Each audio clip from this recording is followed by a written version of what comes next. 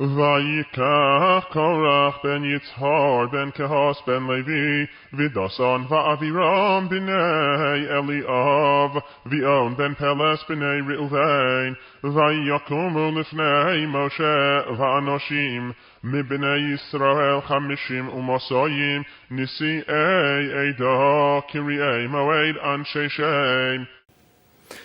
Our weekly Torah portion is called Korach, and it starts with Numbers chapter 16, verse 1, where it says, Now Korach, the son of Izhar, the son of Kohath, the son of Levi, and Dathan, and Abiram, the sons of Eliab, and On, the sons of Peleth, the sons of Reuben, took action.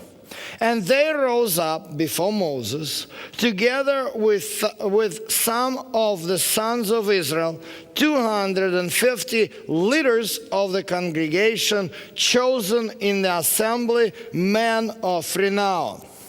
This was a situation. It was a serious problem. By the magnitude, nothing like this have ever happened before in Israel under Moses' watch. Even the golden calf situation, even the situation described in the previous Torah portion cannot be compared by its magnitude and the seriousness. Moses had a civil war looming in front of him. First of all, the leader of the rebellion was Korach, who was from the clan of Kohath of the Levites. In the beginning of the book of Numbers, the Kohathites were given a very serious responsibilities. In fact, they literally shared the responsibilities over the holy things with the clan of Aaron, because when the sanctuary was to be moved, the Kohathites were supposed to take the ark and take the objects, all the holy objects from the sanctuary, and cover them and carry them. In fact, we studied how God has split the responsibilities. And during this time, the sons of Aaron couldn't even come and touch those objects. Only the sons of Kohath were allowed to do this. This, by the way, showed that it was God who stood behind of all of it. That there was no objects holy by themselves. They didn't have any specific qualities.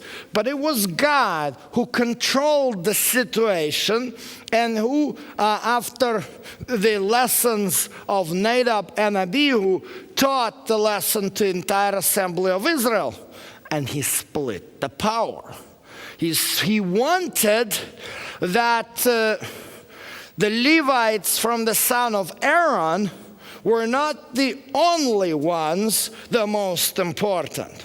And he brought other clans and gave them the serious assignments. Now, this was abused.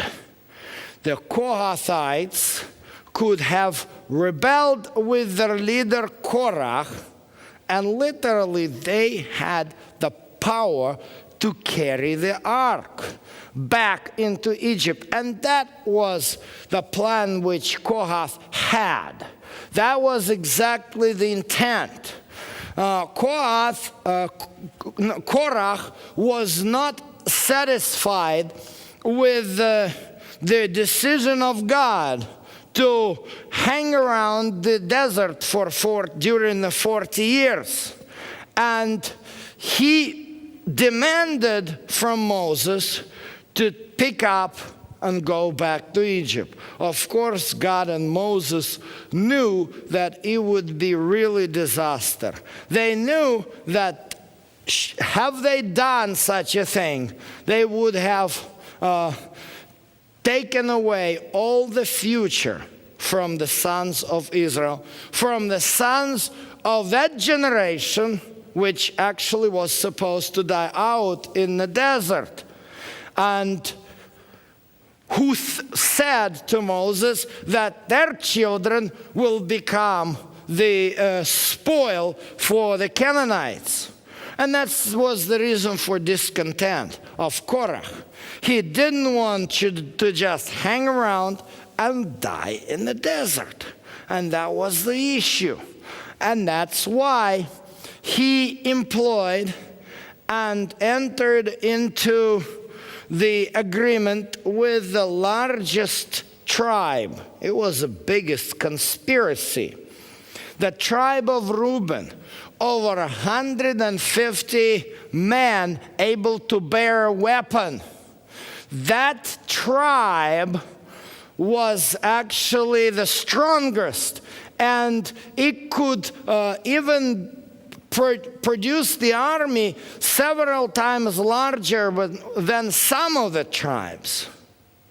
That's why the civil war was imminent, because this rebellion wasn't just a military coup in the capital. It wasn't just something going on in the top of the government. 250 men who were in charge of the tribe of Reuben, they could pull up the entire tribe together with a third of the tribe of Levi. The clan which was literally able to block the sanctuary service, that could have been a real disaster. And that's why it says in verse 4, when Moses heard this, he just fell on his face. I don't think that the semicolon here in the punctuation of New American Standard Bible is justified, because he couldn't just fall on his face and speaking to Korach right away, it says, while being fallen on his face. I believe that this was a desperate plea which Moses had with God, because there was really nothing he could do at this point without avoiding a terrible bloodshed. This is, by the way, different compared to the situation with the golden calf. Because at the time of the golden calf, Moses came and stood up and said, "Who is for God? Come to me." And the entire tribe of Levi came to him. And he said, go, and even though it says there in the text, go and kill, there was no uncontrolled bloodshed. As the rabbis really notice, they're commenting on that text, it was a setting up the courts, and the courts had to order death penalties. That's what was happening during the golden calf situation. Here, there was no way any court could deal with that. Here, any situation, any attempt to solve the problem using the power of court or any enforcement Moses had among his nation would result in an all-out civil war. And that's why only God could resolve this situation. And that's why we have a description here what is happening further. And Moses asked Korach to stand before God, because now it was up to God to manifest his supreme authority. Because Moses wasn't a king in Israel. Moses was the servant of God, as well as Aaron was. But the real king in Israel was God himself. That's why the nation had a theocratic government. And that's why only God could resolve this. And this is why Moses says, all right, you come and you all take the censers and you walk into the sanctuary, and then I will render the decision, says the Lord. And this is what the decision was. In the verse 28 and below, that's how it's described. Moses said, "By this you shall know that the Lord has sent me to do all these deeds, for it is not my doing." Exactly as I said before. Moses says, whatever this decision came to walk around the desert, it is not mine. I am just a messenger. But it is God who made this decision. You want to deal with God?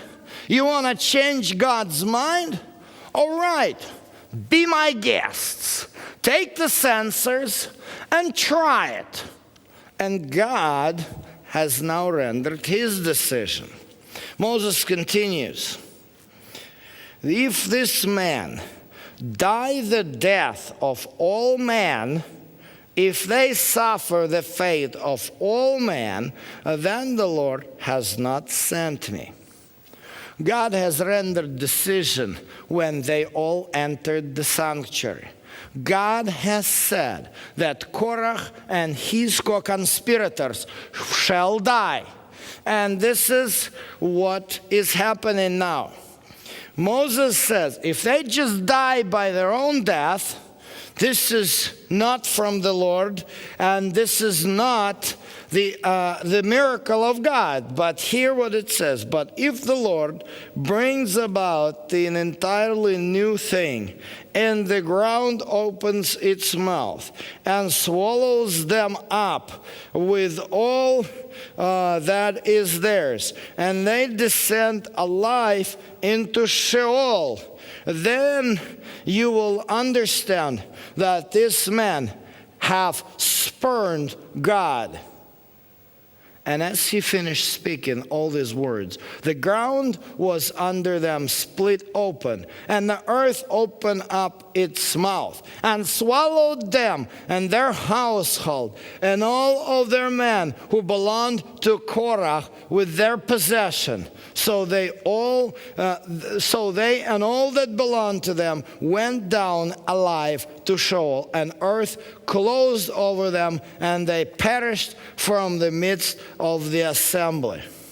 This was a very unusual thing that happened right there. That raises the most important question about the actions of God. Because several times during the course of our Torah reading, we have seen the examples that God uses his power to take the life of the individual. And this is why it raises the important theological question. How is God treating the sinner? Is God trying to take vengeance upon the sinner? Is God in any ways, anyhow, trying to exert his wrath in this manner?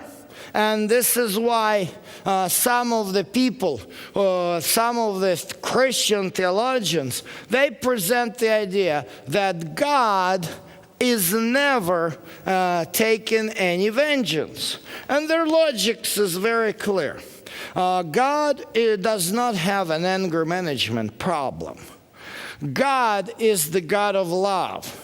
And by the way, God loves sinners. How can he take and use his own power to get scores with those who made a decision not to follow him? What kind of God of freedom is that? And they use the book of Romans, chapter 1, where it particularly says about such people and about such actions of God in the following words. Here it says, verse 21, "For even though they knew God, they did not honor him as God or gave thanks to him." And in verse 18 it says, "For the wrath of God is revealed from heaven against all ungodliness and unrighteousness of men who suppress the truth with unrighteousness." And these people, these theologians, see this description of a wrath of God and see how this wrath of God expresses in verse 24, Romans 1. "Therefore God gave them over in the lusts of their heart to impurity, so that their bodies would be dishonored among them." In other words, the idea of this theology sounds like this. The wrath of God is God's action when he removes his protection from sinners, and then the Satan, or just the consequences of this individual's behavior or lifestyle, will take over. Well, it is not completely untrue what the conclusion is all about. The problem is that this is not the only situation when God's wrath works like this. Yes, God did not send the Amalekites and Canaanites to destroy Israelites when they decided to take upon the mountain, when we talked about this in the last Torah portion. God wasn't with Amalekites. In fact, we know where he was. He was with Moses, because Moses said, God will not be with you when you go fight after you broke his will, after you disobeyed him. But you will die because of the consequences of your decision. That's exactly happened. But on the other hand, we see the situation when God, for example, took the life of Nadab and Abihu, and in the Haftarah to the Torah portion, God was angry at Uzzah and he took his life.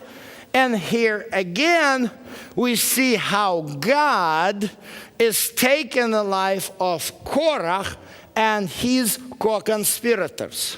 By the way, in the book of Deuteronomy, actually later in the book of Numbers, when at the end of the book there will be a recount of the sons of Israel, we will see that the sons of Korach did not die. God took particularly the lives of the individuals who put the entire assembly of Israel under the threat. That's what God is doing. God is not trying to make a score with his opponent. God is not trying to make even with those people who neglected him. God is acting in his power to protect those who will suffer from ungodly actions. And that's the difference. Sometimes our actions are really affecting our own life. Like if I drink alcohol, my liver will suffer. But if I drink alcohol and beat my wife to death and my kids, that is not fair. Unfortunately, in many situations, sin which we do does not affect only ourselves. And unfortunately, people around us become codependent. And in this case, the action of Korach were really leading the entire nation to the disaster. And God could not just sit still and leave the children of Korach pay for the mistakes of their father, because that would be unfair. That could not be called love. That is indifference. And God is not an indifferent God. This is why it happened what happened. Yes, there is a tension here in this chapter. The tension is between the split of power and responsibility and the abuse of that power sharing. That what was happening here in this particular situation.